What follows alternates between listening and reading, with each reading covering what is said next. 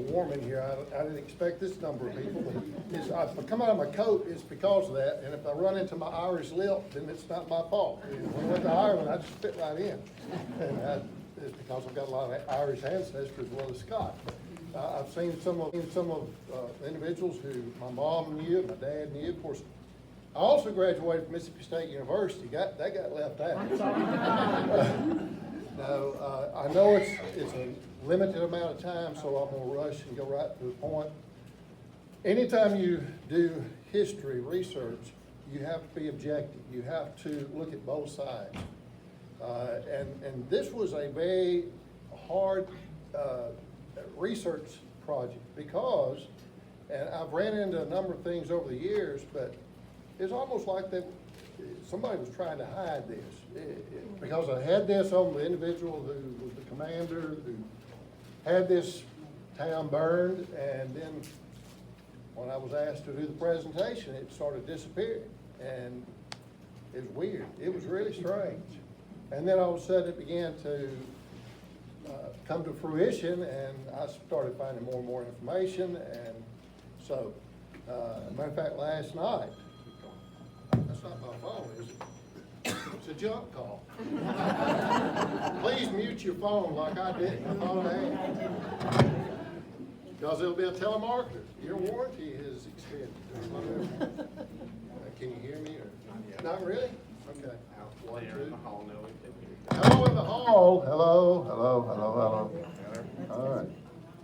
If I hit my nose, it's not my fault. But anyway, I do want to thank each veteran that's here. There's a number of veterans. Matter of fact, I noticed we've got one Special Forces and another individual special. Well, he did a lot of things he can't even talk about. Somebody can't. But anyway, I do appreciate each one of you coming out, and it's a pretty large crowd, and I didn't really expect to have this. But you want to know about the town. I'm not going to go into details of whose house was burned or who did this or that. I hadn't found that. There's information out there if you dig and if you find enough. But one of the things I want to go through, matter of fact, the picture was on one of the movie sets. That was 80 Acres of Hell. It's about Camp Douglas. If you ever have a chance, it's produced by the History Channel, and it tells you what happened to a lot of the Southern boys that went to prison or war camp. Some of them were released early in the war, and then later on it was really bad. And one of the researchers who did this project, it got produced, and it's pretty well done. But on this, I'll go straight to the title, Burning of New York. Did I get a free Toyota? I noticed there's a Toyota. Okay, there's somebody said, no, go hide the car. Okay. All right. June, today, the 20th, that's not when New Albany was burned. It's going to be on the 13th. And this thing, if it'll wake up, there we go. Burning of New Albany, Mississippi by the 9th Illinois Mounted Infantry. This started off as an infantry unit. And early war, it was a 3-month unit. Then it was reconstituted for 3 years. And of course, if you look at the next slide, and I've got some notes in my hand that I will refer to from time to time. This is northeast Mississippi. If you notice, there's no Union County, there's no Prentiss County. Those counties, and Lee County is not going to be developed until after the American Civil War. The reason for that is because the size of the counties. Tishmale County here in the top right was the largest county. You can see Pontotoc County, the northern boundary line, was above New Albany. There's a little community called Albertson up there, and I got to dig some on that. But in this, let's get right to the chase. You can familiarize yourself with North Mississippi, and I've got some other maps I'm going to pull up later. Okay, this deals with Grant's campaign on Vicksburg, early, not the last campaign where he takes the city. This is going to be in 1862. And if you look at this area, you can see Grand Junction. Here's Holly Springs. Here's Bolivar. There's going to be a little area here called Pocahontas, Tennessee. It's just across the line above Falkner.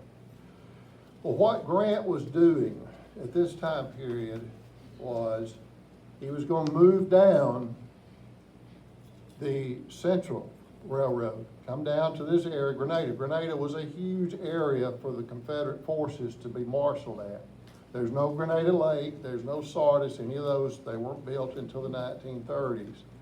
But what happens is Grant's going to use the rail line. He's going to eventually split to his forces. He's going to move down to Oxford. That'll be where his headquarters is, be located at Oxford. Sherman, William Tecumseh Sherman, will take another force, which is part of Grant's command.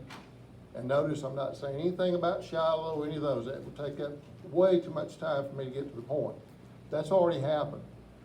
But what happens is he intends to go down to this area and perhaps draw Pemberton's forces away from Vicksburg. And Sherman should be able to come in and take the city, and he's going to get it handed to him at Chickasaw Bluffs by the Confederate defenses, and it's going to be a failure. But that's not why Grant pulls back from Oxford. There's something that comes into play that will cause Grant to decide to move back up in Tennessee and rethink his strategy. Ulysses Simpson Grant. Does anybody know what his original name was? Ulysses. That's a good answer. And he knows history. He's walking history. I've taught with him. I mean, he knew my parents, but my grandfather, both of them. It was Hiram Ulysses Grant. And when Grant went to West Point, got his appointment to West Point, they said, well, we've got your name as Ulysses Simpson Grant. And the way he got his appointment was by that name. And if he was Hiram, you're not going to get in West Point. He said, okay, fine. But you look at the initials, it's Hug. I'm sorry. So what happens? Grant is going to be somebody that had already been in the Union Army, graduated from, or the Federal Army, graduated from West Point. Anytime he and Julia were apart, he tended to turn to the bottle. He was not an alcoholic. He would turn to that a number of times. Grant had left the Federal Army. He had resigned because problems had already been back to Illinois by this time period when the war breaks out. He's from Illinois. Actually, his father had a tannery over in the edge of Missouri, across the river. I won't go any more further. All right, let's go to the next thing. All right, let me go back to Grant. Okay, here is November 14th to December 21st is what I've just told you. It's where Grant's army is going to go down south on the Mississippi Central Railroad. His forward base is going to be at Holly Springs. This is where he brings a lot of supplies in, stockpiling, and as you know, logistics, Carroll Thompson, different ones, y'all know about logistics. If you don't have supplies, you're not going to be successful. But in this, he's got his supplies there. Grant's going to move on to Oxford. The supplies can come down the railroad. Sherman's already going down and trying to make his inroad into Vicksburg. And that's a two-pronged assault. So they're going to advance. Sherman's going down with 4 divisions, around 32,000 men. Grant is going to bring the remaining around 40,000 troops down the railroad line. Now, during this time period, when this is taking place, there's another Illinois officer that's going to come into play.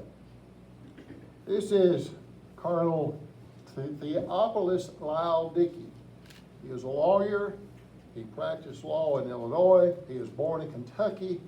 Abraham Lincoln was born in Kentucky. The person I'm going to talk about was born in Kentucky. So there's evidently a lot of connections. These were all going to be all lawyers that I talk about. Nothing wrong with the lawyers. Nothing wrong with that. But it's just a connection. There's a connection, and they know each other. Dickey is the commander of the 4th Illinois Cavalry. He is going to be the commander. He's going to start it off as a captain. Then he's going to be appointed to be the commander. Dickey is going to come down with Grant down towards Coffeyville. And the Confederates there is going to put up a really good fight. Matter of fact, his adjutant is going to be killed in a fight there. Dickey, of course, they fall back. Dickey, though, is going to be sent on a march on the Mobile and Ohio Railroad. That's trying to make a raid toward Tupelo. He's scouting, and I won't go into all the details. I've done a presentation on that some years back. Well, what happens here is around December 20th, he comes from Coffeyville, Oxford, makes a camp. Grant's at Oxford, keep in mind. Comes across to Pontotoc. Then he makes his route on toward what we call Shannon now. There's a little community there, and he raids the railroad.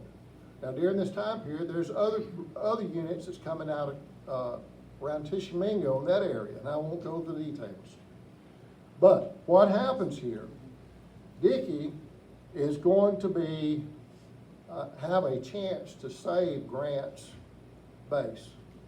As he comes back from his raid, he sees the rear guard out of Pontotoc heading northward. In fact, it's 1st Mississippi, commanded by Colonel Penson. He gives a message to one of the corridors. Then they don't attack, this is, in a way, it had been a suicide attack, but he could have probably stopped some things. Dickey is going to ride on with his force toward Oxford, and he finds out here's the scout with the note. What are you doing with the column? So he rides on to Grant's headquarters, and it's too late. Because what's taking place here is, it's going to be a disaster. And this is a failure for Dickey. Dickey will be not seen in the Federal Army. He's not cashiered, but T. Lyle Dickey will resign and go back home. One, I think he's seeing some things that's taking place he's not pleased with. There's deprivations that's happening, and evidently Dickey loses heart on this. So what happens here, you've got the next person. This is the woman's man, Earl Van Dorn. Earl the Pearl, I call him, okay? Look at him, he's a handsome devil. He's a charmer. He's going to later have a bullet put in the back of his head up in Tennessee. Anyway, I won't say more about Earl, but what happens here, this guy, he's going to make two bad mistakes. He's going to be commanding infantry. He commanded cavalry in the Federal and the U.S. Army. Then he's going to be appointed over infantry. He will move on Corinth after Corinth is captured by the Federals. Marches his men way too fast. He doesn't give them enough water. They're pretty much just worn out. And then he does the attack, which is a failure. Matter of fact, last night I ran across some investigations.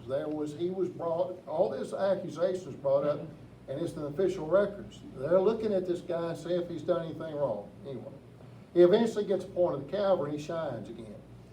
What Van Dorn decides, if Grant's moved down to Oxford, which we've talked about, then he's going to ride, if possible, do a surprise attack, hit the logistics base at Holly Springs, destroy that, and Grant's going to have to pull back because you can't live off the land, you can't have ammunition for a siege. So what happens is he's going to be successful because of Dickey's failure to get the message to Grant. Now there's arguments that Dickey did get this out. Nobody listened to what Dickey had told. There's all types of, you know how it is, you cover your rear whenever you get accused. But Van Dorn is successful, destroys Holly Springs supplies. Grant is going to have to retreat. Van Dorn is going to do well with this. And the reason he does so well is because surprise, the element of surprise. The Federals never know he's going to attack. Because of his success at Holly Springs, now he does go back to Grenada with his forces, loses very few men. And in this, he's going to be named the cavalry commander of the Department of Mississippi and East Louisiana. And if you've ever seen a Van Dorn battle flag, of course it's got the crescent with some stars, it's a red. One of my friends who's prior service Marine, well, once a Marine, you're always Marine, but he noticed that. He says, well, I don't know what this is. He's from Pennsylvania. I said, it's Van Dorn battle flag. He said, I want to hear more about this. It's pretty distinctive. But what happens, Van Dorn will be the commander of the Department of Mississippi and East Louisiana. He's going to go to Columbia, Tennessee. He's going to be doing some successful things there until he fools with the wrong wife. And the doctor knows exactly where to fire a bullet in the back of his head, and the bullet goes to the forward and pretty much just destroys his brain. He dies 4 hours later. So there's Van Dorn. Okay, we've got this early encroachment of the Federals coming down. Of course, Dickey comes down to Coffeyville, Oxford, goes on across to Tupelo, and then back to Oxford. Now Grant has retreated back. Okay, can't hear me? The people out in the highway want to hear. Out in the highway. Hey, I see some folks in there. Hello, out in the highway. That's in Ecru, I mean. In Ecru. Well, before Ecru, there was another community called Cherry Creek. Cherry Creek was bigger than Ecru. It's just the railroad that gets built, what makes Ecru. Okay. My friends in Ecru will be giving me grief for that. Okay. By the way, Falkner's got some issues with bringing the railroad. His great-grandfather, William Falkner. Okay, we've got the next person. Grierson. Dickey's sun is setting after he fails to warn Grant. Dickey will eventually resign and go home. He'll eventually be on the Supreme Court of Illinois, the state Supreme Court. Grierson, who hates horses, he's been kicked by one, he's going to be, this is his rising star. He will continue, he's the guy, he's the commander who chased Van Dorn, never caught him, but went to a certain point, and then you see where Grierson, who at this time was the commander of the 6th Illinois Cavalry, who later makes a cavalry raid through all of Mississippi, goes down to Baton Rouge, Louisiana, and says Mississippi's just a hollow shell. But I won't talk more about this except here. He takes command of the 6th Illinois on April 3rd of 1862. I feel like I'm going to hit my head on this thing. All right, his regiment's going to be engaged in several small skirmishes. Most of you can read, I'm sure. Raids on the railroads and facilities, Tennessee, Mississippi. And of course, in November, he's going to become the brigade commander in the cavalry division of the Army of Tennessee. Army of Tennessee is there in the Union Army. It's not the Confederate Army of Tennessee. This is the Army of the Tennessee River. In December, he is going to pursue Van Dorn, but fails to capture Van Dorn. And of course, what happens, those supply lines of Grant's ruined. Grierson's going to continue to rise to fame. Later on, he will be the commander of the 10th U.S. Cavalry and the 9th U.S. Cavalry, who are the Buffalo Soldiers, the African-American or black soldiers that does very well, excellent duty in the West after the American Civil War. But this is Benjamin Grierson. Okay, I'm not going to talk more about him, where he's from, etc., because of time. Oh, the man of the hour. This is Lieutenant Colonel. I've got it Colonel, but it's Lieutenant Colonel Jesse J. Phillips. He is going to be a captain of a company when this unit begins. He will be the adjutant. Then eventually, because of August Mercy, who is originally from Germany, he's the commander, the colonel. He's going to move up because of some higher leaders being wounded. I won't go into detail on that. But Phillips is going to be the commander of the 9th Illinois Infantry. They'll be mounted. Guess what they're going to be mounted on? Horses? Mules. That's what he wants, mules. And I'll talk about that more here in a minute. But what happens, he's commanding the 9th Illinois Mounted Infantry. I'm going to tell you a few things instead of having it up on the screen. This is actually from the records. This is the history of the 9th Illinois Infantry. Our government, by the beginning of 1863, began to see the necessity of having a larger mounted force. It was proposed that many of the infantry regiments should be mounted for scouting purposes. It's technically what they're doing. They're scouting for the main forces, the flanking movement, the forward movement. So what happens, you see Lieutenant Colonel Phillips, he actually asked to be mounted, for his forces to be mounted. And of course what happens, they said, we don't know if there's enough horses that we can mount. He says, our request be mounted on mules. And the reason for that, he says, they are going to have more endurance for hard marches and require less care. So on the 15th of March of 1863, he's the commander of the regiment. They're going to be mounted on mules. And so the regiment will be mounted on mules by the 20th of March of 1863, okay? Now, another thing is that happens before this raid on New Albany. There is going to be an order coming to their regiment, the 9th. We turn over 200 mules to Colonel Streight, S-T-R-E-I-G-H-T. Remember Straight's Raiders that goes across North Alabama? His unit has to turn over 200 mules to Colonel Streight. And that is, by April, he gets to remount his forces on mules. So when this happens, this is what happens to Dickey's command. When he gives 200 mules to Colonel Streight, he is not going to be able to mount company C, D, E, G, and K. Technically, he's very weakened by this. So he turns over these mules. On the morning of the 27th of April of 1863, he says, we again move forward toward Decatur, Alabama, to attract the attention of Nathan Bedford Forrest, until Colonel Streight is moved entirely around his left flank towards Atlanta. Of course, Forrest is going to ride hard his command and capture Streight. It's going to be a disaster for Colonel Streight. On the 2nd of May, Colonel Phillips, with 4 mounted companies, is going to be on an expedition to Tupelo, Mississippi. Now, Tupelo at this time is on the Mobile and Ohio Railroad. Harrisburg is the town. It's starting to die out because of the railroad. It's been moved a mile to the east where Tupelo. That's technically where the railroad is at Tupelo. Harrisburg is going to start. You're going to have the Battle of Harrisburg later on. But he is going to go down to Tupelo and scout. And so he will leave Burnsville up on the railroad. This is where you see all these federal forces around the railroad because of supplies. It's easy to get supplies in and out. And so he goes to Tupelo. He skirmishes with the enemy a number of times in his report. He goes back to camp on May the 7th.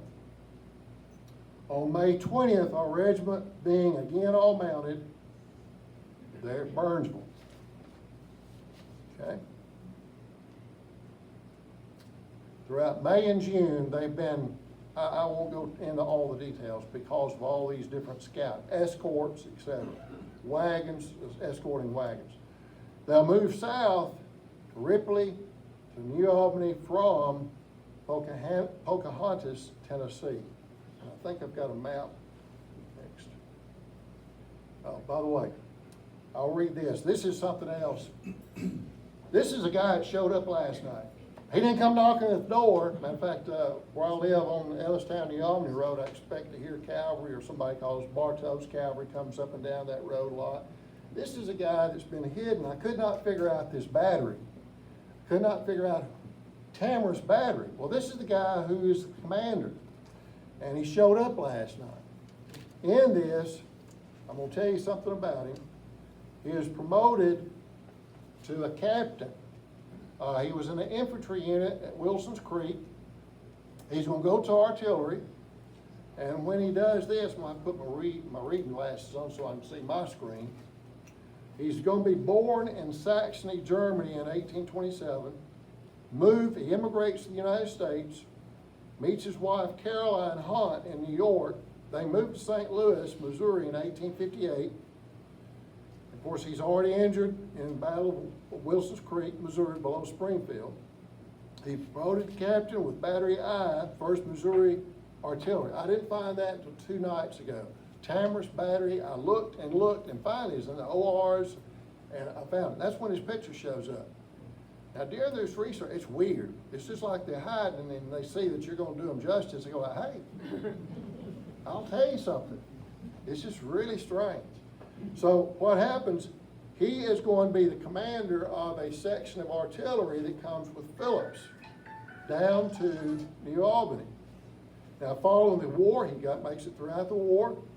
And he's going to return to St. Louis, where he'll be decorating and in upholstery, and he dies in 1903. Now, the next map is what I was trying to get to. When we look at this, you can see Pocahontas, Tennessee. This is where Phillips is going to cue out of, or come out on his march. He gets orders to go down and scout and investigate, just see what the territory's like. They do this periodically. And so Phillips is going to move, let me get my highlight here. There's Pocahontas, goes down eventually to Ripley. Now, I'm going to read an account by one of the veterans from the 9th Illinois.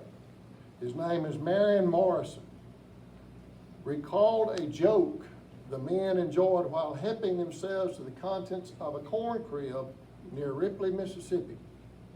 A woman appeared with the usual cry that she was a poor lone widow with 6 orphan children, and requested the Colonel, Colonel Phillips, to leave her corn enough to make her bread until she could raise more.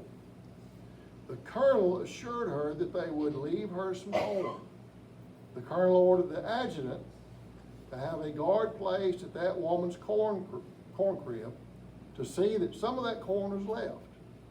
In the meantime, it had been ascertained that the family had a lot of wheat, and if they had wheat bread, they would not starve. Hence, the corn to feed upon was scarce. The adjutant, in instructing the guard to see that some of that corn was left, gave him a knowing wink, and some of the corn was left. But it was simply a little shell corn in the bottom of the crib. Okay? So, you'll see there's other things that takes place. So what happens is, Phillips, they come down to Ripley, they're unopposed. They talk about, technically, the town's almost deserted. He is going to move on further south. And I cannot pronounce the name of this town. This little community, Orzaba. Is that it? Orzaba, hey, I got it right. Well, when they get, and by the way, there is a company that originated out of this little community in the 23rd Mississippi. 23rd Mississippi also had a company out of Plentitude, which is Liberty. Okay, so there were a lot of these troops in these communities that were company. That's why the Civil War is so deadly. If your unit got in a bad fight, you had a lot of people that was lost because everybody from that community was in that company. It wasn't dispersed like after the American Civil War. So what takes place here is you've got Orzaba, okay, and then they're going to raid and burn. The reason they do this, it says here, this is from the history, moved in the direction of New Albany, and Orzaba, I'm not saying it right now, the flankers on our left encountered a few rebel soldiers, and after driving them off, burned the place, as it contained rebel stores and was a place of rendezvous for them. While stopping to feed about 4 miles south of Ripley, they're eating and also they're feeding the mules, a family moving to Ripley came along. Their wagons and carriage were searched, and a rebel mail, M-A-I-L, mailbag, rebel mail was found in the old lady's carpet sack. You wouldn't think a man's going to be in the carpet sack, but it's a mail. And in this, it's reported in the ORs that there was some pretty pertinent information in that mail. They didn't say what it was. It's supposed to have been some attachments in there that says these are not in the file. So who knows what it was. Their horses and mules were all confiscated, talking about the old lady, except one old team of mules, which were they allowed to keep. The regiment then proceeded to New Albany. And if you look at this area, you can see, here's New Albany, Cornersville, Fredonia, you know, over here's Ellistown. You can see all the interconnecting roads that's on the map. There's other roads that's not so prominent. So there's intersecting of number of roads. So Phillips, when he leaves New Albany, will go back on, he's not going to go back on the same road he came in on. It's going to be a different road. And I could not find this when I was looking. Pretty much, I think the first camp that they had, the first stop outside of Ripley, was back where these roads intersected. you had two main avenues, so if you did have to retreat, you had two different, retreat routes. But they come into New Albany. Okay, I'll read this. The regiment then proceeded to New Albany, reaching that place about 4 p.m., finding the town nearly deserted by citizens. This is in June, sun staying up as it is now, and used as a general headquarters for guerrillas and a supplying point for them. This is New Albany, where we are. It was entirely destroyed. This is according to the 9th Illinois history. It was entirely destroyed. Now, the ORs, it doesn't, a few blacksmith shops, things like that was burned, all they put in the official report. Phillips writes the report, I've read it. So what happens, he says, it was destroyed after any stores of value that could be carried away were taken. We then moved back toward Ripley on a different route from the one by which we had entered, going 3 miles and bivouacking for the night. So they tie the horses, picket them out, get ready, go get some rest. So what happens here? I went into the ORs and one of the references. June 13th, Colonel Phillips reports, ordnance stores, doesn't say how much, several blacksmith and wagon shops were destroyed, 25 rebels were captured, 15 horses, 7 mules, and there were people that were enslaved. They called them contraband. So they find some contraband at Ripley as well as Ozaba and here in New Albany. Gonna take some of these people with them. So what happens is they made a successful raid in New Albany, destroy the town. There's got to be letters. Stark Miller, I thought Stark might be able to make it. He's got a presentation that he's preparing for. But Stark is on to some things where you go in and read these people's letters. There's tons of stuff out there that's starting to be transcribed and is available. And so I'm gonna dig and I have time, and I guarantee I'm gonna find something where some of the soldiers in the night is gonna write, and it'll be there, describing some things. Now, they moved back up toward Ripley at 1 a.m., June 14th. This happens on the 13th when the town's burned. Lieutenant Krebs, K-R-E-B-S, and an escort came into our bivouac from Pocahontas, I'll get my tongue tied, with orders from Colonel Mercy, August Mercy, the commander of technically the division at this time, if I remember correctly, for us to return as rapidly as possible to camp at Pocahontas. As the enemy, talking about the Confederates, the rebels, as the enemy were planning to capture us, we moved at 2 a.m., reached Ripley at breakfast time, and camped at Pocahontas at 8 p.m. At daylight this morning, the enemy, 1,500 strong, reached our last night's bivouac. There's spies and scouts watching what's going on behind them. So it's in the report, in the history. Hey, they were almost on us, 1,500, and they came to where we were camped. But fortunately, we were safe and out of their reach. It was fortunate for us, for our force numbered about 300 men with 2 pieces of artillery. The regiment, according to reports, the regiment was out for 3 days on this expedition. It captured and brought in about 25 rebel soldiers, 50 contrabands, and 100 head of horses and mules. Sort of contradicts what was written earlier. It marched over 100 miles. So, what happens is this is going to be a successful raid. There's going to be other raids in this area. Union County now, this would be Pontotoc County. At Poplar Springs, Thompson over there, Poplar Springs where you lived until Toyota came in. That's burned after this, some years later. There's going to be a number of raids that happens. This is 1863. When does Sherman start going through Vicksburg and after heading to Meridian and burning things? Atlanta's 64. This is happening way before all this that we know about and hear about, the Federals burning things. So, what happens next? I've got to tie in this route back. You see how they go back, okay? I'm going to tie in with William Falkner. So how are you going to do that? Oh, look, great-grandpa. This is Colonel William Clark Falkner, okay? He was elected colonel of the 2nd Mississippi Infantry. They fought at Manassas. Colonel Falkner was pretty innovative.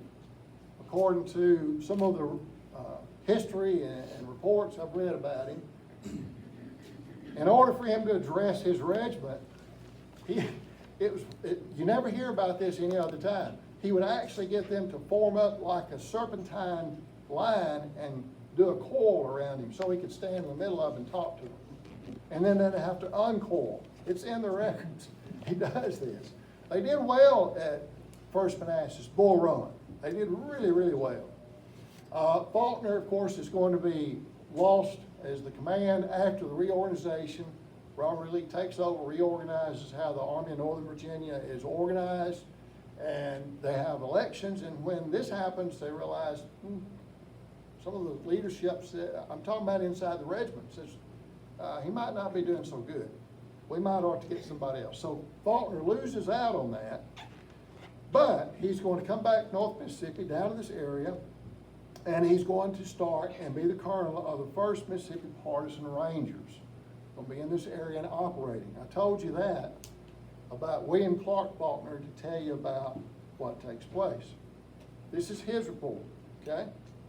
And it's also some other reports from some of the other units and the official records. On June 8th, Chalmers, and this is his overall commander, he had the territory to the west, somewhere just a little bit west of New Albany area, Oxford. Chalmers has got that control. Over in this area, Falkner is over this.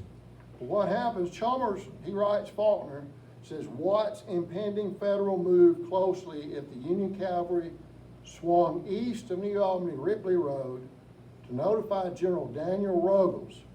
Go up to Shiloh and you see all the Confederate artillery, that's General Ruggles. He had all those artillery pieces brought up on the Hornet's Nest. Ruggles is over this area, all this area, and so what happens, he says, let him know the officer responsible for defense of Northeast Mississippi was General Daniel Ruggles. Falkner sent the message for Ruggles, and he moves promptly to Pontotoc. So he knows the Federals are in a move. Falkner sends him a notice. Ruggles starts moving his command up. On June 13th, the Union Raiders come into New Albany, burn the town, and of course, Ruggles is going to start in the pursuit. It's a little late. Before reaching New Albany, he learned that Phillips only had 500 men and 2 guns, 2 artillery tubes, and was retiring northward. So Ruggles says, we're not going further, but he sends William Boyes, Colonel Boyes, 400 men, and Faulkner's 200 Rangers in pursuit.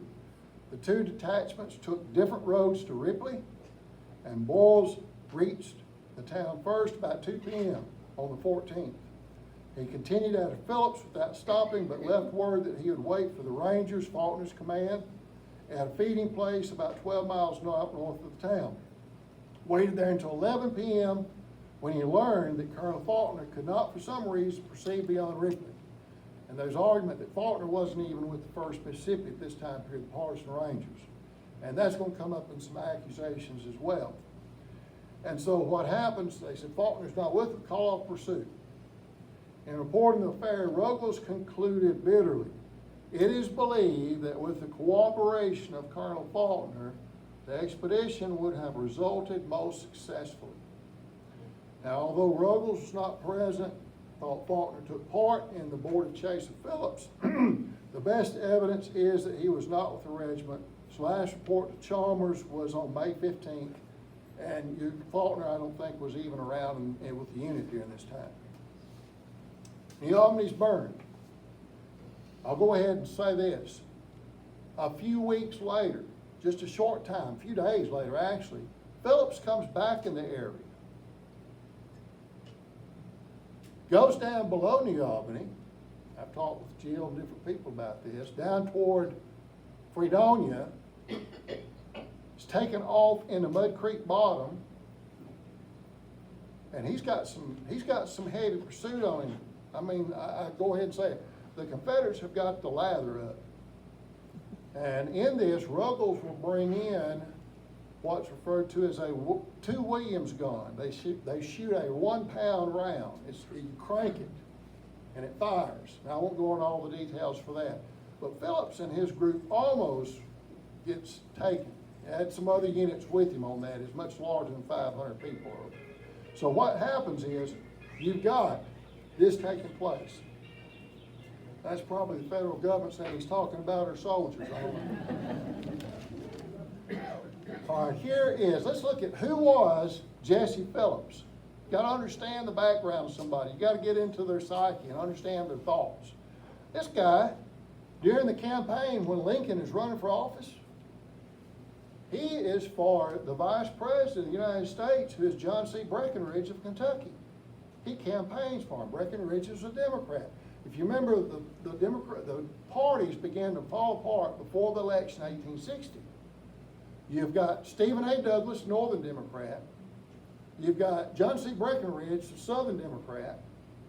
You're going to see the Constitutional Union Party by, I forget the first name, I know it any other time, but Bale is who's running for that, follow the Constitution, and Abraham Lincoln, Republican Party, which is not a major party at the time period. Well, he's going to side with the Union. Now, let me go into this guy. Of course, he's in Illinois. What do you expect? He's born in Kentucky. Well, I'm wrong. This guy was born in Illinois. Dickey was born in Kentucky. Born on a Montgomery County, Illinois farm on May 22nd of 1863. Jesse J. Phillips was the 7th of 8 children of Thomas and Jane Roberts Phillips. At the age of 19, he was appointed a route agent on the Terre Haute St. Louis Railroad. So he starts off pretty successful at 19. He resigned from that position in 57 to read the law. Spent 3 years reading the law, and then he goes into the bar in 1860. He's admitted to the bar and starts practicing. There's a lot of connections with this. By being a lawyer, you have a lot of political connections and know people. Phillips opened a law office in Hillsborough, Illinois, until the outbreak of the Civil War.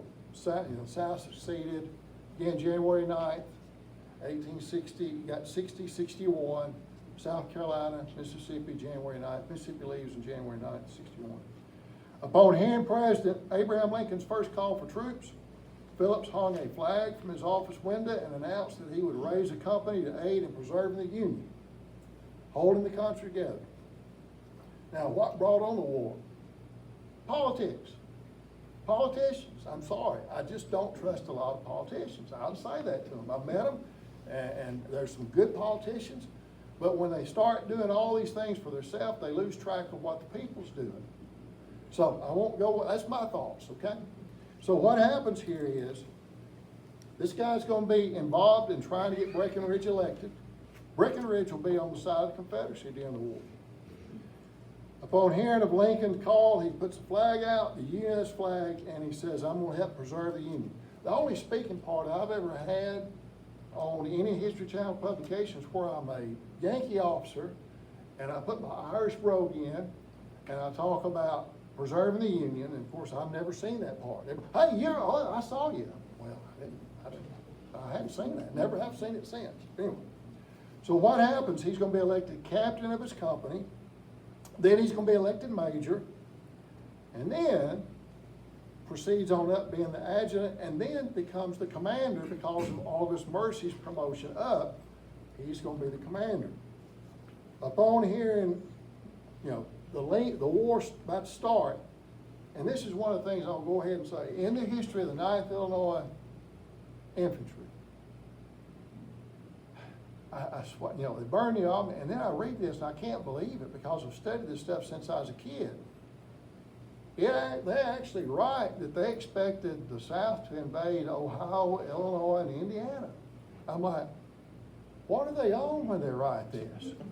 They really did. It's in their history, and I've never read something written like that before. So what happens here is you got Phillips.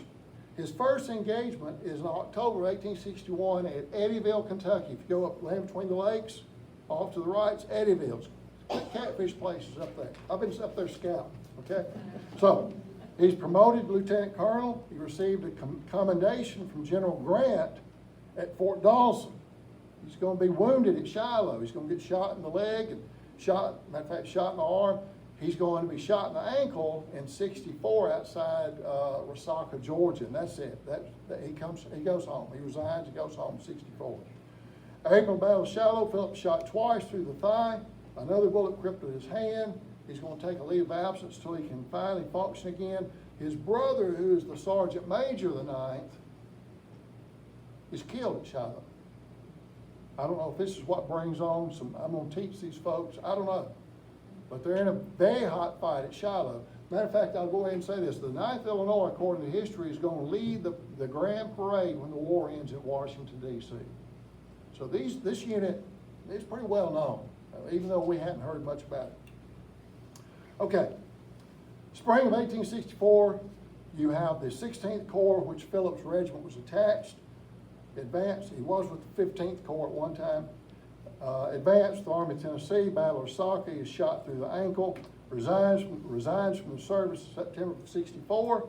Phillips, after the war, almost at the very end of the war, before Lincoln shot, he's brevetted. In other words, he is made, it's not his official rank, but he's given a brevet rank of Brigadier General for gallant, notorious, and distinguished services. Okay? Before he returns to his Hillsborough law practice, you're never going to believe this. This guy burns towns. He has no sympathy. And in his report, it says, I've seen some reports that says he has no sympathy for Southerners. Evidently, a beautiful woman just sways your thoughts, because he is going to meet and marry Virginia Davis, the daughter of a planter, Nicholas Davis, in Huntsville, Alabama. True love, okay? So what happens here, he marries her, he goes back home, she dies November 7th, 1884. He marries Mrs. Juliet Kendall Best of Hillsborough. Neither marriage, they have no children. Neither one produced any children. He's elected judge of the 5th Judicial Circuit in 1879. Phillips served on that bench for 13 years. He's also going to be involved in what's called the Order of the Loyal Legion. In other words, this is going to be a union organization. If you're running for president, you sure want to have them on your side, because there's thousands of veterans that's in the Union Army. So he's going to be pretty high up in that organization there in Illinois and the national organization. But on the death of Supreme Court Justice John M. Schofield, 1893, Phillips won the election by a wide majority to the vacancy. He's re-elected to the Supreme Court at the expiration of his first term. Phillips served as Chief Justice. Theophilus Lyle Dickey had been on that same court bench as well. These guys know each other. It's a small world. When you start researching this, we think this is, Dickey would argue with Abraham Lincoln when he was on court cases at night. He said, Dickey actually said he'd be sitting on the bed talking to Lincoln. Lincoln would still be arguing about some, political or law fact. And Dickey said whenever he'd wake up in the morning, there's Lincoln still sitting on the bed waiting for him to wake up. He's going to pick up arguing. So these guys were in pretty close proximity and worked with each other from time to time in courts. So he's reelected Supreme Court, serves in 1897. He's still suffering from wounds. Matter of fact, there's times where he's on crutches. They talk about how he's in an ill mood sometimes because of pain. But if he said he got around any ladies, he'd automatically just become a very nice person. Not because he was trying to charm them, but he respected them. Okay? Or at least that's what I'm going to say. I don't know. Okay. Suffering poor health for more than a year, Phillips died February 16th of 1901. I don't want to go back to 1801. And here he is. That's while he was on the court. This is a little while before he died. Okay. I'll leave his picture up. I'm sure there might be questions, but I'm about to burn up with this coat on him. Yes, Jim. Would you talk a little bit about the action in this area as it relates to the siege of Vicksburg? All right, I meant to bring that out at the start. This is one of the things, I'm glad you mentioned that. I'm always aware of time. People sit in chairs for a while, their butts go to sleep, they get need to move. So let me go back to the very first point in that map. What happens is, the siege of Vicksburg, the reason you'll see Phillips and this different movement is to take off the pressure from, you want to make sure you're gonna be able to get down to Vicksburg and put siege on it. And this is what a lot of this was about. Let me see if I can go. When you look at the overall area, all right, this is the first move. Vicksburg, why is Vicksburg so important? This is a major highway. This is, as Lincoln said, Winfield Scott, I should say.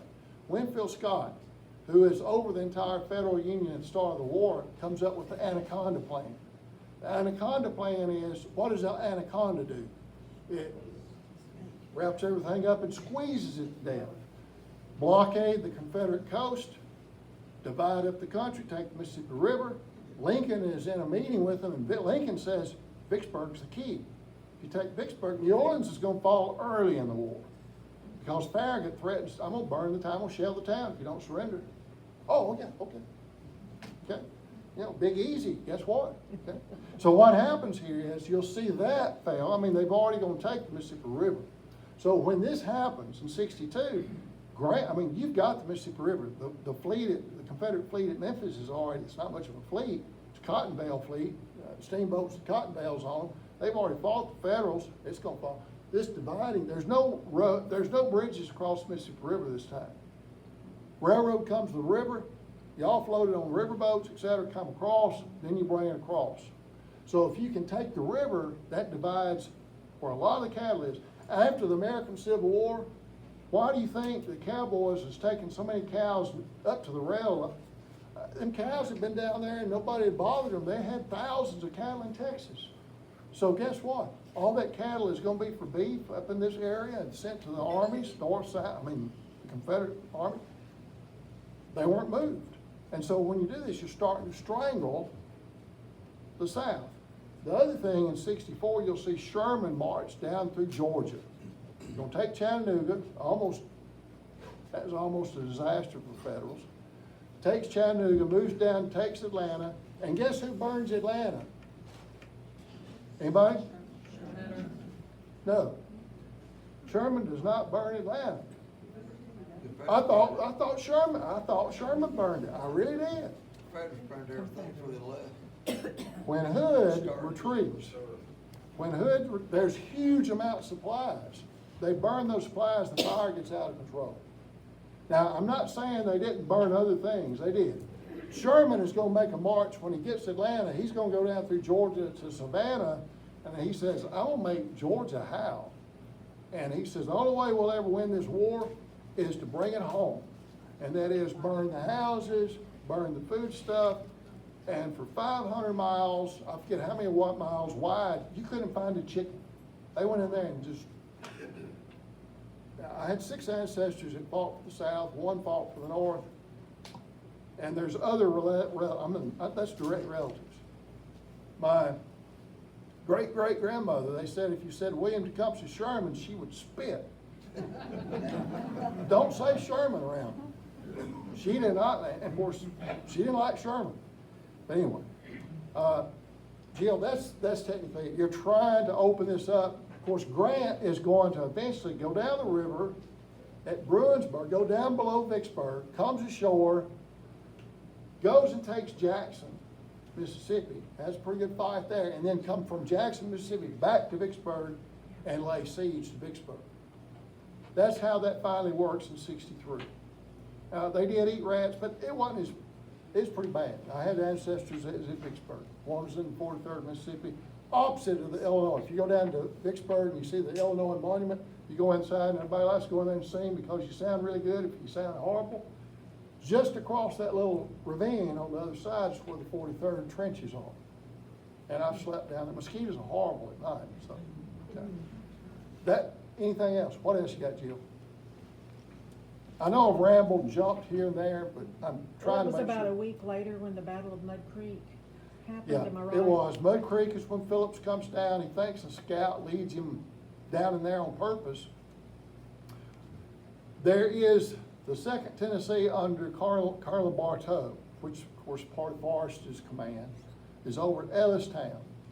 When Phillips comes down the next time, some of Bartow's forces is gonna be on the Tallahatchie and actually delays Phillips and the Union forces just north of New Albany. They'll have a skirmish, they fall back all the way down toward Fredonia.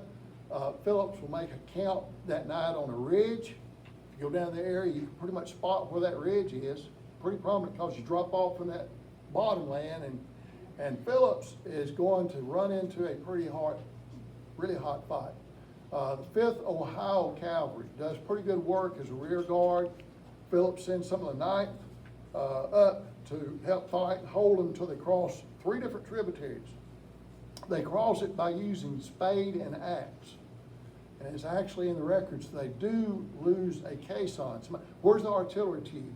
It's not in the record there that they lose artillery tube, but he does write about burning his wagons because they couldn't cross, but his forces do go across and escape to Rocky Ford and then head north.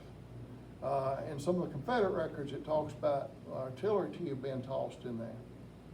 I hadn't been down digging or anything. There's some big moccasins down there, if you ever see. I've been down there. Okay. Any other Much questions? later that Ripley got burned. Do what now? Wasn't much later after the. No, it was not. Ripley got burned. You But see Whiskey I don't Smith? think it was by Phillips. Yeah, Smith comes in, gosh.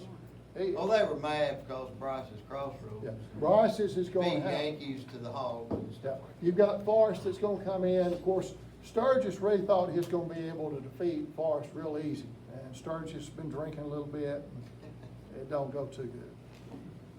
What else? Dean, quick question. First thing, the topic, when I read this, I thought it was about urban renewal. But- Well, it depends on which government you're thinking about, urban renewal. Could you clarify, who shot Dorn? Who shot what? Who shot Van Dorn? His lover, his Doc- Dr. Peters. Okay, what's him? It was, I didn't know the name of the house. Yeah, he did. He had actually, and I ran across this when I was researching it. Van Dorn was a woman's man. I mean, he was something else. He was married, he had kids, but he tended to be a charmer. And of course, he's famous because of what he did here. But, you know, he did successful on Grant, so that got him even more famous. Dr. Peters, he came in from a call and saw Van Dorn and his wife in an embrace. And that didn't go over too good. He was fixing to shoot him then. Of course, some of Van Dorn's guards came in, got interfered. Van Dorn apologized, said, "It's not your wife's fault, it's mine, you know, please," said, "I'm sorry, I didn't mean to cause all the problem." And they reconciled evidently. Well, I think it was the next day, Peters comes in, the guards knew him. He's always getting passes from Van Dorn. Well, Van Dorn was always giving Peters' wife passes too. So what happens is Van Dorn is at his desk writing, and Dr. Peters got something for him. Goes right up back of the head and pulls the pistol. Bullet comes in the back of the head, goes to the front of the skull, does not exit. He's mush. Technically, Van Dorn, the doctor describes it, his heart and his lungs fail.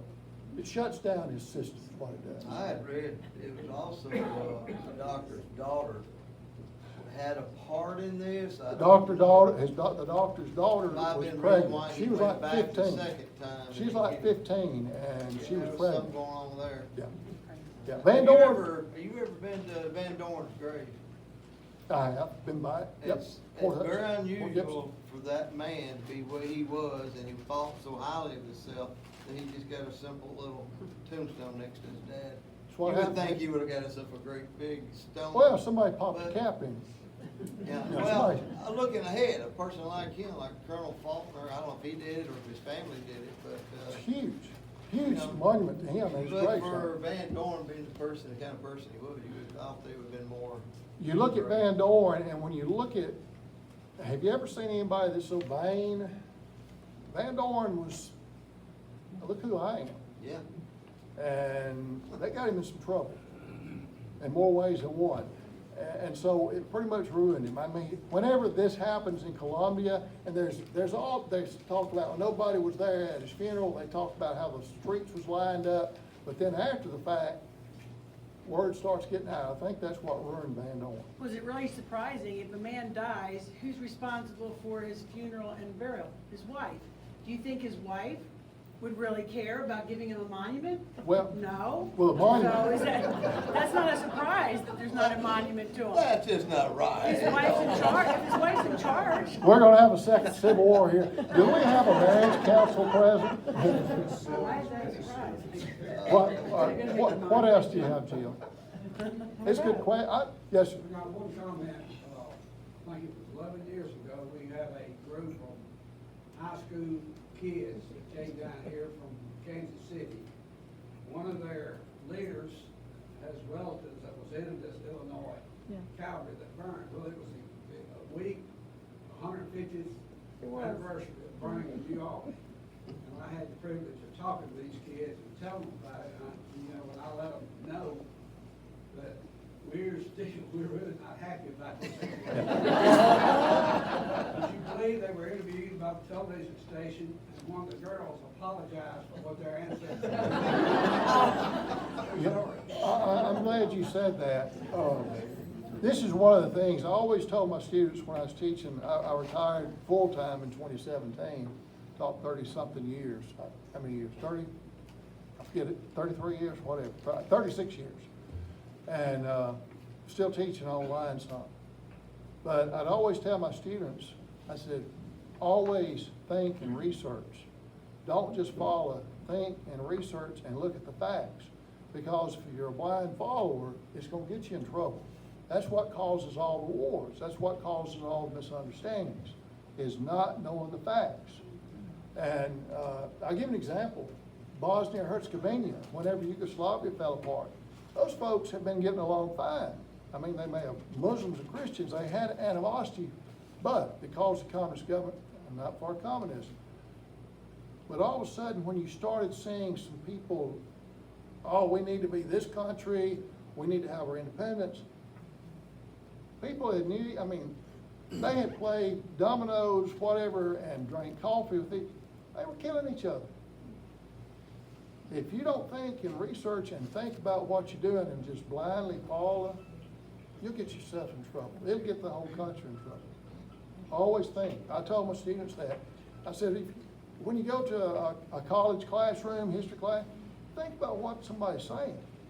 If it matches up, don't just follow it and just believe everything you say. If you look at the facts will prove themselves. If you dig. Okay? Yes, sir. Was there any significant resistance to the burning of New Albany? There were some Confederates that had, in a sense, resisted Orzaba, but when it came down, they rode in New Albany pretty much, not even resisted. Nobody was up shooting. Now, whenever he comes back a few weeks later, a few days later, yeah, there's some pretty good fighting, but they were too small. Phillips is going to have a much larger force the next time. They're overnumbered until Ruggles brings his forces up in Bartow. They push them down the river in Mud Creek Bottom. And Mud Creek Bottom was so thick, the Federals and even Confederates say, we could hear the Confederate officers giving the orders, but we couldn't even see them. The cane rate was so thick. And also, it's in the Southern Historical Society papers. The Confederates discover when they're down there that there's some people that's hiding out in the cane breaks, that's local area, because they don't have to be fighting in the war. But that's where they go and hide, and that's where they found out some of them were hiding out. If you ever go down in Mud Creek Bottom, you can get lost down there. Nobody's gonna find you. It's a morass. And that's off the road. But as far as a defense, nothing like Corinth. I mean, not even close. New Albany's burned. I wish I could find pictures of New Albany at that time period. I've seen the old courthouse last night, the one that burned in 1907 or sometime after that, maybe 1911. But there was no courthouse here in this period. The courthouse was in Pontotoc. This was Pontotoc County. But the town had a number of antebellum homes. There were some other buildings. They were burned. They were burned. I mean, New Albany's pretty much laced. Wade to laced. Waste, I'll say it right. I'm getting tired of my tongue. But anyway, yes. I'll get the lady first, and I'll get you. Oh, okay. Yes, ma'am. Excuse me. Yes, we have a lot of young children here, and I want them to know the bottom line of all this fighting and burning and killing. What brought this about? Well, when you look at this, North and South? well, you've got North and South, and it's the political situation going back even in 1850s, you started having all kind of dividing up. You have that issue, you wind up having the disagreements. Also, now Lincoln is going to politicize the issue of slavery. He is, and you will not see, and I'll say this, celebrated Juneteenth yesterday, which is the freeing of slaves during the Civil War. Lincoln and Douglas are going to be in the debates, as you know. Stephen A. Douglas. Douglas is the Northern Democrat. Lincoln is Republican. Lincoln, the South is going to be afraid that Lincoln is going to, and the industrialized North is going to free slaves. And that's the workforce. So there's an argument there.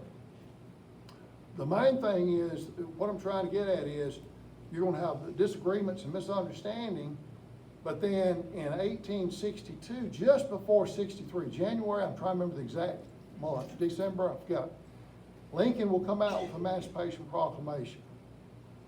One, it's to keep Britain from declaring the South a nation.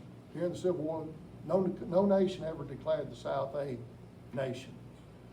One is to keep Britain and France from coming in, declaring the South. They were trading with the South. The other thing was, Lincoln and a lot of the radicals, and Lincoln had problems. I think if Lincoln had not been assassinated, the radical Republicans would have probably tried to put him out of office. I really think they would have. Some people says, I don't think so. But what happens is Lincoln's got problems with his cabinet because some people don't like how Lincoln is after the war, just before the war ends. But Lincoln is going to make that, he thinks there's going to be the freeing of slaves in the rebel states. The states that never left the Union, they're not free. Because he's concerned that if that happens, you're going to have those states that we're going to leave. But it's, one is to bring the southern states back in the Union. The other is to free the slaves. That becomes an issue in 63. I mean, it's one of the things. Now, to answer the question I want to bring out, go to Shiloh, go to Corinth, go to those U.S. cemeteries. There's 2 Confederates buried at Shiloh. They died there where the hospital was. The Confederates were regarded as not being citizens of the United States until the 1930s. Congress will pass a law making Confederate soldiers technically veteran, or people that can receive headstones. Now that's ended, but most people don't know that Congress will pass an act where you can get a monument from the Veteran Service Organization, just like the Union. It's a reconciliation.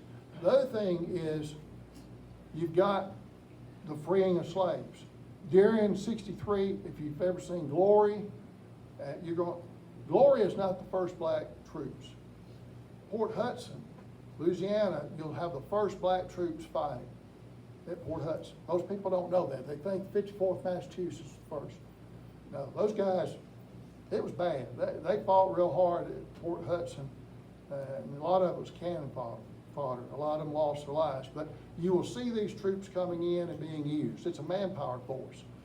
To add this, there's one Confederate general that ruined his career in 64 because, and he was a great officer. I've been to his birthplace in Ireland. He advocated freeing, if someone would fight for the South, they were given freedom. They were given citizenship in the South. They sent it, he and some other officers outside Dalton, Georgia's, whenever it was signed, they sent it to Jefferson Davis and it was hidden. Never got out anywhere. Most people don't even know that.